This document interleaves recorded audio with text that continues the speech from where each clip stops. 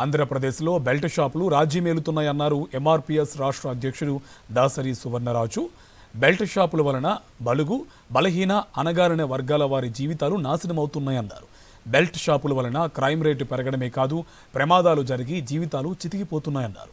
రాష్ట్రంలో బెల్ట్ షాపులు తొలగించాలని, ప్రజల ఆరోగ్యాన్ని కాపాడాలని విజ్ఞప్తి చేశారు. కూటమి పాలకులు కళ్లు తెరిచి బెల్ట్ షాపులు మూసేస్తే రాష్ట్రానికి మంచి జరుగుతుందని దాసరి సువర్ణరాజు అన్నారు. వైన్ షాపుల్ని సమయ పాలనకి మించి నడుపుతూ, అలాగే వైన్ షాపులకి కాకుండా వైన్ షాపులో నడుపుతున్నటువంటి అధికారులు కానీ, అలాగే వైన్ షాపులు ఉన్నటువంటి యజమానులు కూడా బెల్ట్ షాపులకు వస్తున్నటువంటి ధనాన్ని ఎక్కువగా సంపాదిస్తున్నారనే కోణంలో ఆలోచిస్తూ, రాజకీయ కోణంలో ఆర్థిక లబ్ధి కోసం చేస్తున్నటువంటి ఈ బెల్ట్ షాపులని ఎవరైతే వెనకుండి నడిపిస్తున్నారో వాళ్ళందరి మీద కఠినమైన చర్యలు తీసుకోవాలి. బెల్ట్ షాపుని అరికట్టడంలో ప్రభుత్వం చట్టం ఏ విధంగా అయితే అమలు చేయాలో ఆ విధానాన్ని అమలు చేయనటువంటి అధికారులను కూడా సస్పెండ్ చేస్తూ వాళ్ళ మీద చర్యలు తీసుకోవాలని కూడా ప్రభుత్వాన్ని డిమాండ్ చేస్తున్నాం. ప్రభుత్వాన్ని మోసం చేస్తూ, అధికారులను మోసం చేస్తూ బెల్ట్ షాపులు నడిపిస్తున్నటువంటి కొన్ని విజువల్స్ని వీడియో రూపంలో ఈరోజు మీడియా ద్వారా ఈ ప్రజలకి, ప్రభుత్వాలకి తెలియజేసుకుందాం అనుకుంటున్నాను.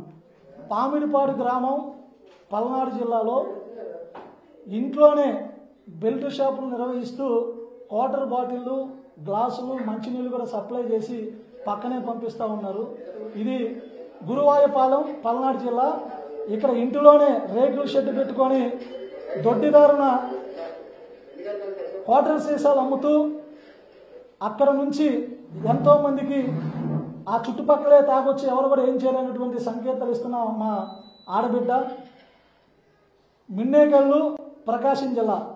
ఇంటినే ఏకంగా బార్ అండ్ రెస్టారెంట్గా చేసి ఆ ఇంటి ద్వారాకే లోపలికే పిలిపించి క్వార్టర్ సీసా ఇస్తూ అవసరమైతే అక్కడే తాపిస్తున్నారు, లేదంటే పక్కకి వెళ్ళి తాగండి అని చెప్పి ఆ పెద్ద మనిషి ఇంట్లోనే బెల్ట్ షాపు పెట్టి ప్రజల్ని మద్యానికి ఉసుకలుపుతున్నారు. ఈ బెల్ట్ షాపులన్నీ కూడా అక్కడ ఉన్నటువంటి రాజకీయ నాయకులు కనసందుల్లో నడుస్తున్నట్టుగా భావిస్తున్నాం.